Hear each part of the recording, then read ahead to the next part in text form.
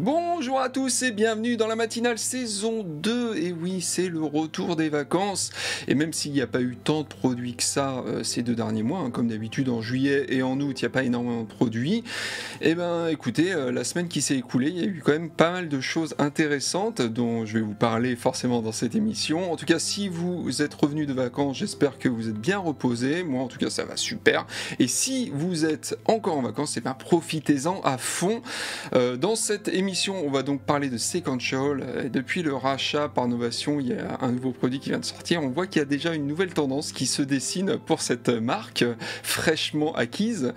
Il y a un nouveau pédalier aussi chez Headrush, une nouvelle version du Boss RC 505. On va voir ce qu'il y a de nouveau et on terminera avec Neuneiber qui sort une grosse pédale de reverb. Vous allez voir, c'est assez intéressant, assez cool. Et moi, je vous donne rendez-vous comme d'hab tout de suite après le jingle.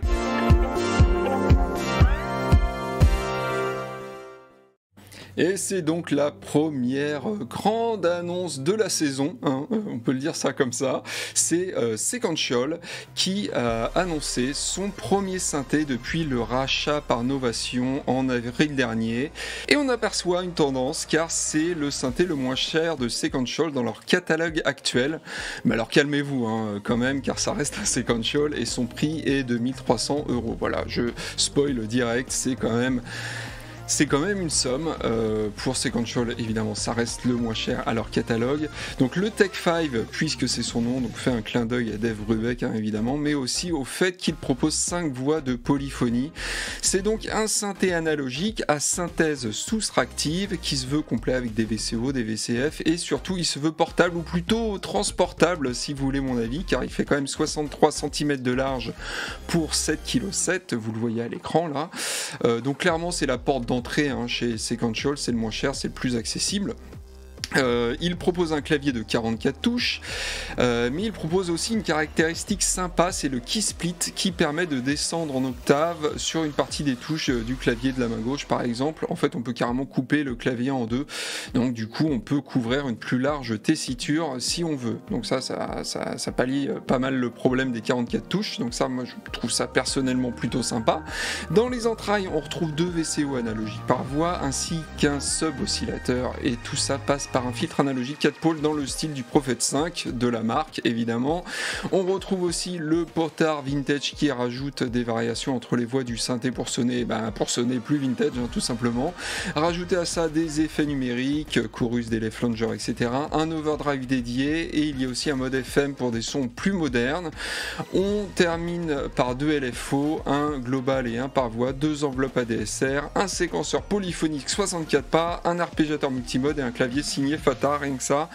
Donc voilà, ça sera dispo dans quelques semaines. Si vous avez toujours rêvé de vous offrir un Sequential ou alors que vous mettez à la synthèse, ça peut être un bon premier achat si vous avez quand même le budget évidemment. Sinon il y a d'autres marques qui font des choses beaucoup moins chères. Allez voir sur Audiofanzine, on sort des tests très souvent.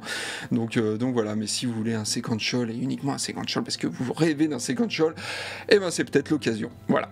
Allez, on continue avec Headrush qui a sorti le MX5, un pédalier multi-effet très compact qui vient compléter la gamme du constructeur. On peut noter que contrairement au Geekboard de la même marque, il possède une pédale d'expression, donc c'est quelque chose quand même d'assez notable, et d'un écran tactile plus petit, il fait 4 pouces ici, dans les autres pédaliers c'était quand même beaucoup plus grand. Il dispose aussi notamment de seulement 3 foot switch, mais du coup il est beaucoup plus compact et promet une interface utilisateur aussi sympa que sur les plus gros pédaliers de la marque. C'est d'ailleurs ce qui nous avait plu lors des tests, car il y a un test qui dispose sur Audiofanzine des anciens pédaliers, du gros je crois. Au niveau des amplis modélisés, on en a 46, 15 enceintes, 10 micros, 300 réponses impulsionnelles, sachant qu'on peut charger les siennes, évidemment, et il y a 63 effets disponibles. On peut changer de presets sans coupure, ça c'est quand même très important, surtout pour le live. Les queues de reverb et de délai ne sont pas coupées non plus, donc ça, pareil, c'est très très important. On peut éditer les sons sans les mains, entièrement avec le pied.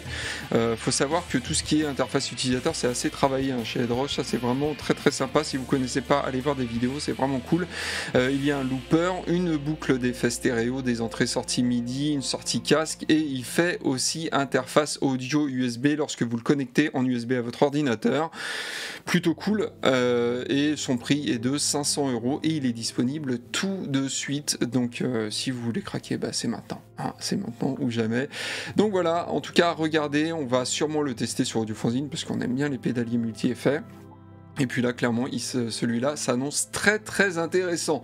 On va directement chez un concurrent qui est Boss, mais cette fois-ci, c'est pas pour parler d'un multi-effet, mais d'un looper de bureau. Alors, faut savoir que Boss et leur looper de bureau, le RC505, c'est vraiment le looper de bureau ultime chez eux qui s'est vendu par palette entière. Et là, c'est une grosse annonce parce que tout simplement, ils annoncent la version MK2 que vous voyez ici. Alors, je n'ai pas de vidéo, je n'ai que des photos. On a le droit donc à 5 pistes stéréo avec fader indépendant, deux boutons FX et track personnalisables pour chaque piste, ça aussi très intéressant, 49 effets d'entrée et 53 effets de piste. Donc c'est suivant si vous voulez les enregistrer à la prise ou pas, avec les nouveaux effets harmonie, donc pour faire des harmonies vocales, ou électrique FX. Alors ça, j'ai pas regardé exactement ce que c'était, on n'a pas de précision, mais on regardera lors du test évidemment. Les faders sont plus longs et plus résistants. Il y a une nouvelle fonction mark back qui permet de gérer les undo redo de façon avancée. Donc les undo redo, c'est par exemple quand vous faites une erreur, vous pouvez l'annuler ou la remettre si vous aimez bien les erreurs par exemple. Donc voilà, donc ça c'est fait de façon avancée, c'est vraiment super important pour tout ce qui est prestation live comme ça avec un looper. Il y a 2 entrées micro XLR avec Anime Phantom, 2 entrées ligne stéréo et 3 sorties ligne stéréo, 99 mémoires, 200 rythmes intégrés avec 16 kits de batterie différents. Il est évidemment compatible MIDI entièrement. Il y a 2 jacks pour brancher soit des pédales de type commutateur ou des pédales d'expression, et on peut le brancher aussi en USB à son ordinateur pour par exemple importer ou exporter des sons directement dedans. Donc si tout va bien, c'est de toute façon le looper de bureau. Je sais même pas s'il y a vraiment de concurrence. Il y a des concurrents quand même, mais en tout cas celui de Boss, c'est clairement le plus vendu. Les musiciens qui utilisent ça, notamment qui ont des gros channels YouTube, qui font de la musique avec ça, qui font de la musique à base de loop, utilisent majoritairement le RC505. Donc voilà, une nouvelle version qui apporte, excusez-moi, pas mal de nouveautés. Dites-moi dans les commentaires si vous êtes un utilisateur du RC505 et si les nouveautés vous intéressent ou pas, si vous allez revendre du coup votre ancienne version pour acheter la nouvelle ou pas. Dites-le moi dans les commentaires évidemment. Et on termine cette matinale, excusez-moi, c'est la reprise, que voulez-vous. Voilà, je reviens de vacances à peine, donc voilà. Donc c'est Nenaber, la marque américaine, qui a annoncé une nouvelle pédale de reverb, l'Illuminé ou l'Illumine, je ne sais pas comment on prononce ça. Le constructeur n'en est clairement pas à sa première pédale de reverb. On connaît notamment la Immerse qui a très très bonne presse, mais la Illuminé est clairement plus complète. C'est le vaisseau amiral, d'ailleurs vous pouvez l'entendre ici. Je vous mets un peu de son.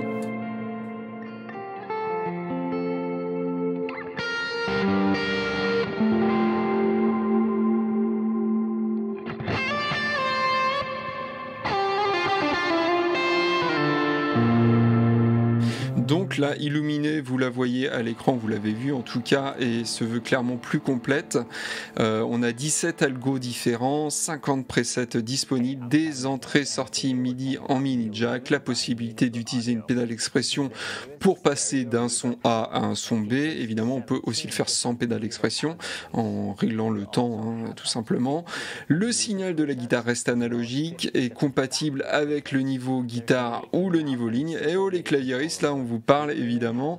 Les jacks sont situés en haut, et ça c'est très très bien pour la placer sur un pedalboard car ça prend moins de place. Elle fonctionne avec une alim 9V standard et elle ne consomme que 100 mAh. Je crois qu'elle est à moins de 400 € pour commencer. Il y a un prix d'introduction, donc clairement si vous êtes intéressé par la pédale, allez jeter un coup d'œil parce qu'il y a un prix qui est un peu moins cher pour les early adopters, comme on dit, les gens qui achètent au tout début.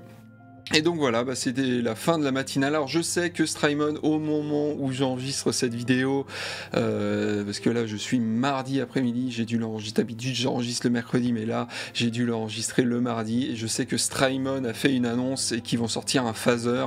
Alors j'ai pas encore toutes les infos, mais si vous voulez, je vous en parle la semaine prochaine, car je reviens évidemment la semaine prochaine avec la matinale. Voilà, c'est reparti la saison 2. Donc voilà, en tout cas n'hésitez pas à mettre un pouce en l'air si vous aimez la matinale, à vous abonner à la chaîne. Il y a plein de vidéos évidemment qui sortent très régulièrement, on est à peu près à 4 par semaine, hein. Donc il y a plein de vidéos qui sortent régulièrement sur la guitare, sur les synthés, sur la MAO.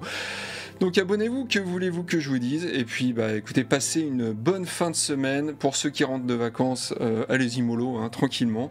Et puis je vous dis à la semaine prochaine. Allez, ciao!